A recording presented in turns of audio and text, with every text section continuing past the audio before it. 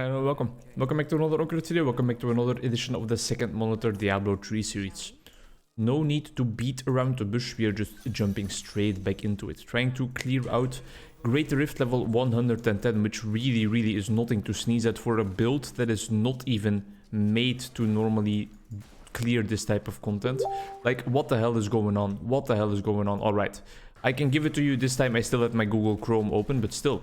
My internet has been acting really sussy lately. And just in general, not only while playing Diablo. It's so crazy, right? That we're living in the 21st century, 2023, and still not everybody on the world just has like extremely fast internet. I think that's mind-boggling. And I can hear you say, well, just get the fastest internet. You can do it in Belgium. And to that I say, fuck you. Fuck you. Let me rant a little bit. First rule of psychological listening. The first rule of psychological listening is that you need to fire up Barbie and feed you some burgers first, and only then you can have a good conversation. The first rule of psychological listening is that you should refrain from instantly going to helping, instantly going to things like giving advice, to telling them about your own experiences with it. Don't immediately try to solve the problem, but first try to really understand the problem. In this case, the problem is that I'm a whiny ass bitch who complains when his internet is lagging for a second, even though he has the privilege to spend an entire afternoon with his favorite people on the earth, which are all of his subscribers. Instead of being grateful that he gets this opportunity, he's just complaining. That's like the primary source of the problem today. And once you understand that, you realize that I should just shut the hell up and play the game. But if I shut the hell up and play the game, then what the hell are you guys gonna listen to?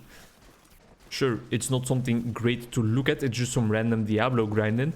But it still needs to be something to listen to, right? Because otherwise I could really see why no one would ever watch my videos. Luckily I have the time today to record some stuff, try out some new things, to press that record button and just ramble on about everything and nothing at once. And that is because my girlfriend decided last minute to go to a Bring Me the Horizon concert. I'm actually very proud of her for going.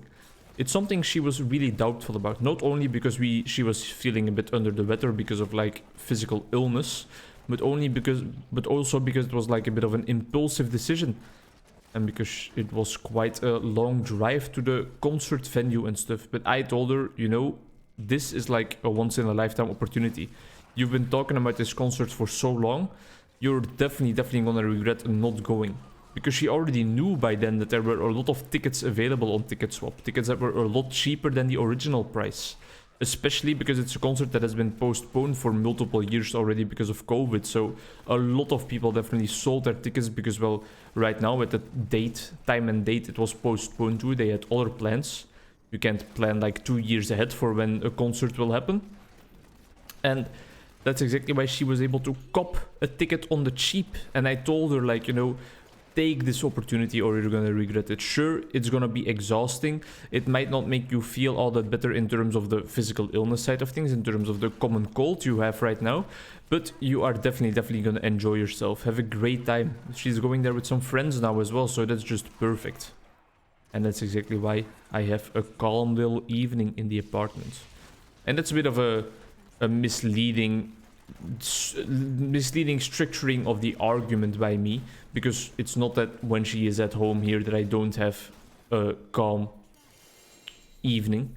We definitely have like a balanced life where we spend some time together, and this I'm very grateful to her for. She also realizes that I sometimes just need some time behind my computer on my own, and that is something I gain a lot of energy from.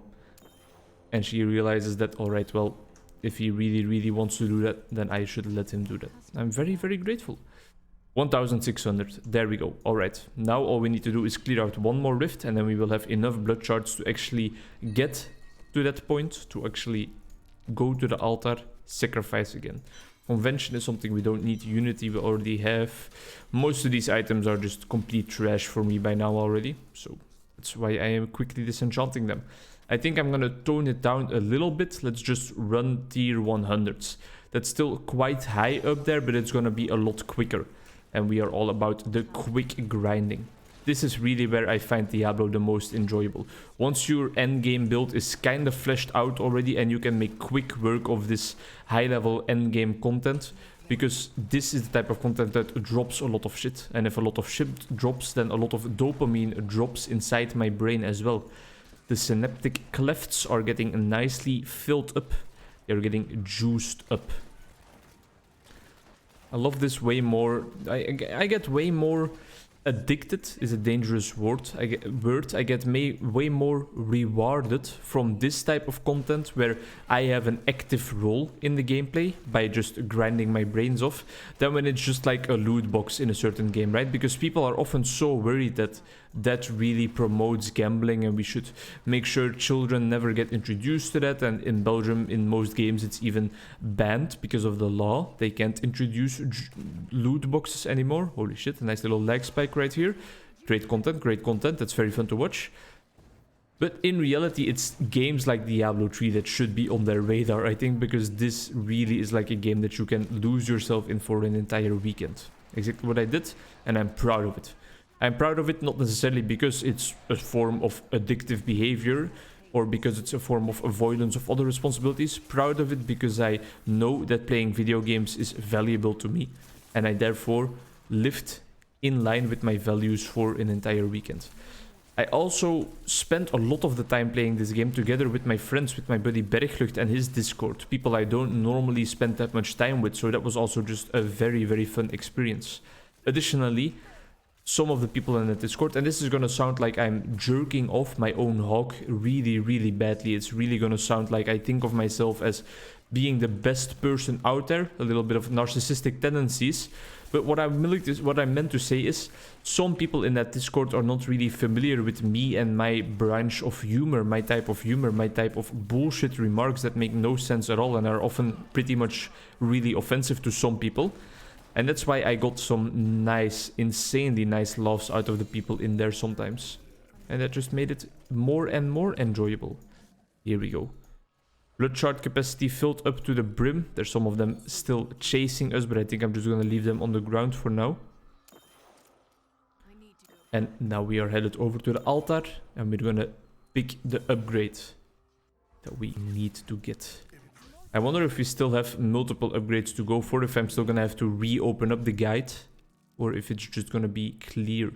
We can have this option, missile damage reduction, and then we have... Is that the last thing we still need to unlock? I think it might be. Sacrifice. Alright, now all we need to do still are these two offerings. And for those, we actually need more primals. And to get more primals, we need to play a little bit more, you know? And that's how they get you. That's how they hook you. But there we go. That's our end game grind kind of almost completed. But I would definitely love to get to the point where we actually have the entire altar unlocked. Ooh, an ancient compass rose, not what we're looking for in this build. Unholy plates, ancient, but we're already wearing an ancient version of our pants. Are they better? Dexterity and vitality are both a lot lower. No, we're not going to be able to craft them into anything better, so they are headed straight into the disenchant pile. And I think we are just going to jump straight back into another rift after maybe adding some points to dexterity. Damage is over 2 million. Is there another... Oh! We need to augment this. We need to augment this as quickly as possible. But I don't think... Or no, you can't... Can you augment primals as well? Or is it only ancients? Interesting questions. Interesting questions with even more interesting... responses. Augment ancient item. So can it not be primal? Let's look at someone in our friends list with a primal item equipped. It's probably gonna be him. Maybe on his wizard. Heroes. Here he is, his wizard. Does he have any primal items equipped? No, he does not. If anyone has any primals equipped, it's going to be this guy, because I think he has been playing, the same hero for the entire season. Just ancient. He didn't upgrade his weapon. Alright, he is wearing like a weird troll-ass build. Oh, he's playing the support Demon Hunter build, I think. That's so cool. Alright, I respect that. Mad respect. But that still doesn't answer my question. Alright, one more. I need someone else from my clan to look at. And this really is like the most thrilling content you have ever seen. I know that this guy right here, view profile, heroes, barbarian, primal, yeah. That is augmented right there. All right, so that's our goal for now. Do we have enough gems to actually reach that point? We need 3 flawless royal emeralds, and that is nothing to sneeze at. We're only gonna get 1 royal emerald for this, so I think we are definitely not in a spot right now to actually get enough gems to do that. I mean, maybe we could if we literally spent all our money re-rolling certain gem types into emeralds, but I think it's gonna be way more fun to just grind a little bit more. But if we're grinding for that type of item, I think it's better off to play with our speed rift farming build. This is gonna give us more gems, I think. It's also gonna take us longer to complete this because we need to pick up all those gems, but it's gonna be worth it. My computer is struggling. Is it just like the struggle with recording Diablo 3 or what is happening? Either way, it's quite worrying, really. I hope this guy is okay. Right, what are we looking for? We're looking for gems. Gems truly outrageous. Truly outrageous. That's all we're looking for. This build is the screen melter. This really just is the most satisfying, or one of the most satisfying Diablo builds I've ever played. I dash into an area, I press my multi-shot once, and everybody just disappears. Disappears into the night. Disappears into the abyss from whence all these demons came. Where are my gems? I need gems, and I need them quickly. I think that's the main goal we're gonna have to work towards to really get our build even a little bit more better, is augment all the ancient items that we have equipped right now. We have enough of those gems of attunement to actually augment them, but the emeralds is where the bottleneck happens, because they are a bit harder to farm. And harder to farm doesn't mean... that's disgusting. Harder to farm doesn't necessarily mean that we can't farm it, because things that are hard are also possible, like my penis. Alright, now that we have the most inappropriate worst joke of the video out of the way, we can get into some interesting commentary again. What interesting things do I have to talk about? I am reading a book by Dutch psychiatrist and also a bit of a philosopher, if you will, Dirk de Wachter, a famous person here in Belgium, probably the most famous person in my field of clinical psychology and therapy and stuff here in Belgium. And I'm reading his amazing book on like his feelings of his life coming to an end. He has been diagnosed with a very severe form of cancer. At least it's like a life-threatening illness. I think it's cancer. I'm pretty sure it's cancer. And they have like... he wrote an entire book about that process and what it did with his mental state. All the things he thought about, all the things that he experienced. And I say experienced because he also, for example, talks about some of the hallucinations he experienced. And I aspire to be as inspiring as him in my writings and in life. Just like as honest. Because normally he is in the position of being a doctor, but now he is in the very, very vulnerable position of being a patient, being like a client. And that is a very strong point to write a book from. Knowing 2 perspectives. And I think that also influenced his being of a client as well.